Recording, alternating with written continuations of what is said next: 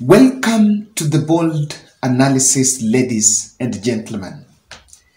Vincent Osumba, if I've got the pronunciation right, I want to start, yes, Vikens Osumba. I want to say special shout out to you.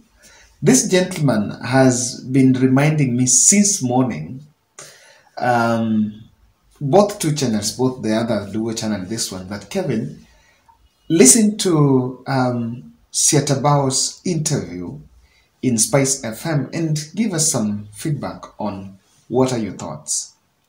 So I listened to the 45-minute interview. Kanchory was the Raila Odinga chief agent in the August 9th general election that was held last year. I need to be very honest that I have not been so much appreciating this gentleman because I believe I found some of his submissions a bit out above the cliff and rather that are not well thought out. Or I also see him as a man that has been trying to deflate Raila Odinga from within. But today I listened and he was making a lot of sense, by the way. There is a message he spoke today and he was asked about the recourse of Raila Odinga's rallies. We have seen some of Azimio allies keeping off those rallies. And while he was talking about that, I want to believe that the Kenya Kwanza team were listening to him. And this evening, there is a report that has been compiled, that has been done by the NTV, that is responding to a question that Saitabao asked. So I want to argue that make sure you listen to this analysis to the end, so that will also help us to connect the dots. Now, I want us to listen to this, because this is what Saitabao, the question that is simply asking. For me, I want to hear Baba say, this is what the end game is. If and in my view, he has only two options. Mm-hmm. Yeah? Or we have two options as Azimio. Because I'm still deeply in Azimio. Okay? Mm-hmm. And I will remain there. Mm-hmm. But I want to see our plans succeeding. And that's why I'm saying I'm talking the way I'm talking. So you see two options? Two options. Right. The first option is for Baba to tell us whether he has a path to power. Because some of us supported him so that he can get the reins of power so that he can take this country in the right direction. Okay. Okay? Mm-hmm. So if he needs to tell us, and if he tells us this is the way and this is the path to power, if it is clear, I'll be the first one to follow him. Mm-hmm. Okay. And I will be the first one to take whatever bullet needs to be taken. Okay? Before even he takes it himself. Mm-hmm. Number two, he needs to tell us whether his path or whether his plan is to check this government. Okay. And if that is the case... So it can be one or the other. It cannot be both. It's either I take over power from this government or I check it. Okay. Okay? Mm. And there is no third option. Mm. The third option now is... those are the silly games I was talking about. If there is any other plan, those are silly plans. Does the path to power include sharing power? No. No handshake? No handshake, please. A handshake is, William Ruto has already offered Raila Odinga a handshake. Mm. He's talking about handshakes, and he's the one who has offered Raila Odinga a handshake in the form of leader of official opposition. Mm. This is William Ruto's version of the handshake with a clenched fist, in his typical fashion. Because in his typical fashion, his handshake is always, it comes with a twist. Mm-hmm. So if Baba gets into another handshake, we are going to retire him very early. Some of us. Which of those two options? Some of us will retire him very early. Which of those two options is your preferred option? I will participate in either. Amongst the two questions, path to power and whether Raila wants to keep William Ruto on check. By the end of this analysis, you'll find an answer, or rather you will find an approach, what Kenya Kwanza are doing, or rather what they chose about this. Remember, what today the Nation NTV did a story that the Attorney General, who is the chief legal advisor of government legal advisor, is telling Moses Wetangula that they can tweak Article 108 of the Constitution so that Raila Odinga goes to Parliament as the leader of minority, and his running mate, Martha Karua, goes to Senate to take the minority leader position there, and the Constitution will allow them to play the opposition role from the corridors of the Parliament. That proposal, according to Muturi, is also saying that the two offices will be funded by the Exchequer, will be funded by the Parliamentary Service Commission, just like those offices are now being funded. As we talk, minority leader in the National Assembly is Opiyo Wandayi.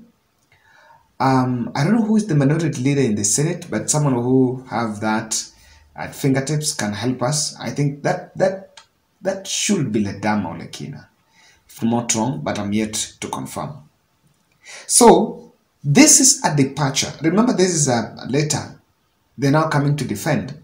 This is a departure from William Ruto's memo to the Parliament, where he actually wanted the leader of opposition office to be created in the Constitution.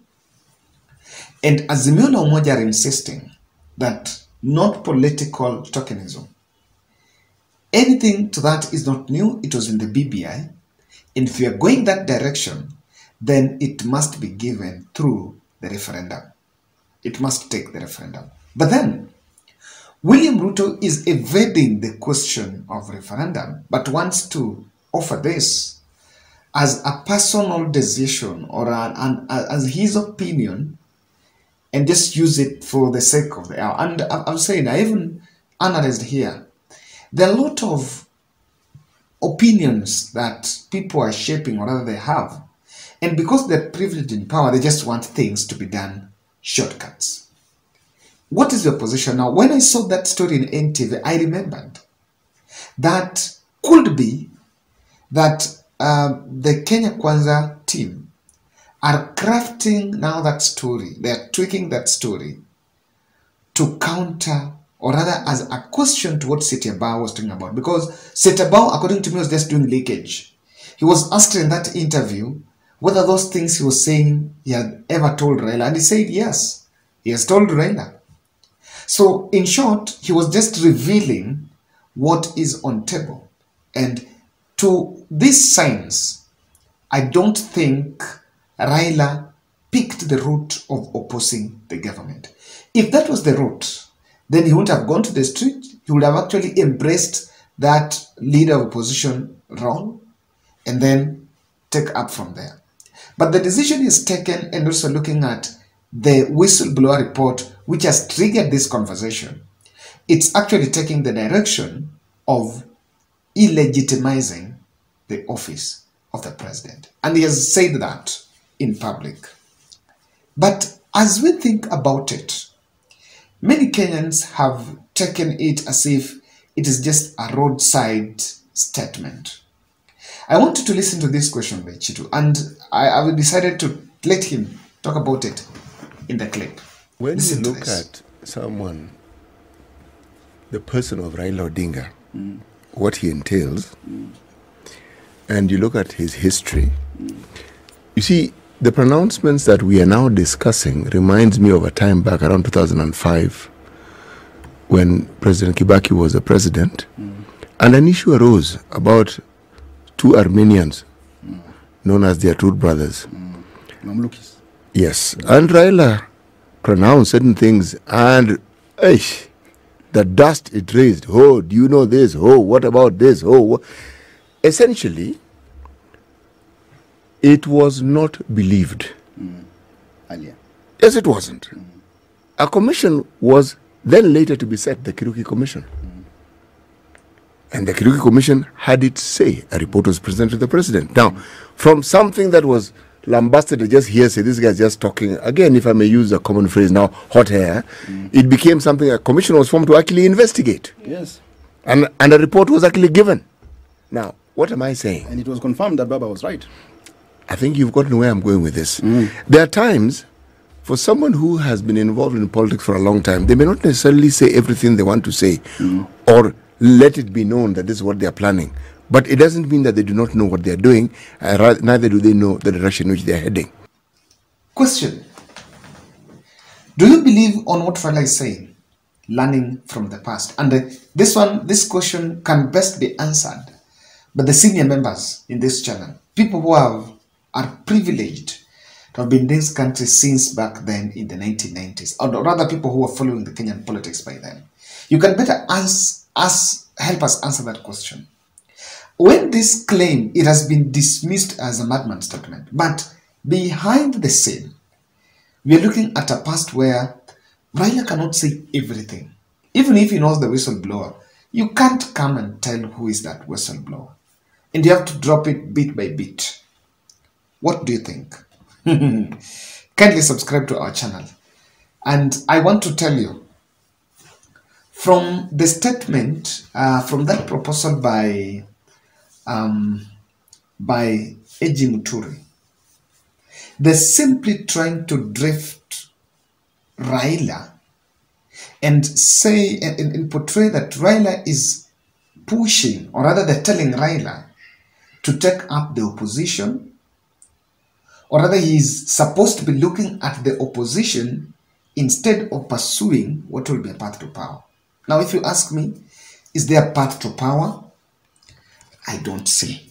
Unless there is some magic somewhere.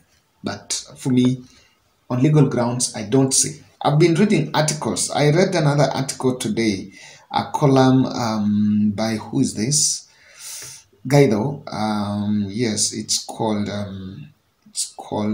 written by Macharia Guido, former managing editor, special projects at Nation. He's saying, if Azimio la Umoja, One Kenya Coalition Party leader Raila Odinga can present convincing evidence before the People's Court that he was indeed cheated of victory in the 2022 general presidential elections, I will be the first to demand that President William Ruto, Deputy President Rigathi Gachagua, and Speaker of the National Assembly and anybody else in the line of succession immediately resign and steal off in the shame. Closely trailed by Chief Justice Koome and her 6 Supreme Court judges accomplices. Do you think that can push Ruto? I agree that Ruto is not Raila, and Ruto is not Uhuru, and Ruto is not Kibaki. But then who is Ruto if he is not those people? Of course, we also know that Ruto is Ruto. Ruto is not those people.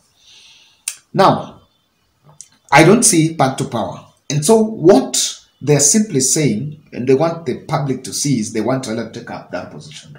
After whether Raila will take it, another question. Now, the creation of these offices of opposition require referendum, and Ruto is simply avoiding that route of a referendum. I think he's making a U-turn, that instead of creating the opposition leader office, the leader of opposition, which would then push us to a referendum, because otherwise it will be quashed, it will be trashed by the court, and that will be a shame to the government of the day. They've resorted to a very simpler way of doing it.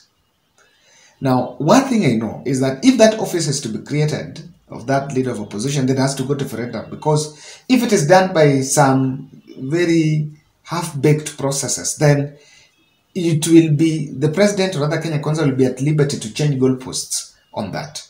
But this is just brought, the main reason why this is coming up is it is meant to deflect Raila Odinga's rallies so that they can be seen as a self-interest. That when you are telling them that we want to give offices to Raila and Kalonzo, then what about the supporters? Remember, the point of contact between Raila and the people is that he's fighting for their economic freedom, or rather he's fighting for something that belongs to them. But why this story is now coming up, or why this move is just meant to show the public that Don't think Raila is demanding, is fighting for you, but is fighting for their self-interest. That, according to me, is the gist, is what is in that story. I don't know what you think, but of course, I promise we shall revisit more on this as this story then will keep on evolving.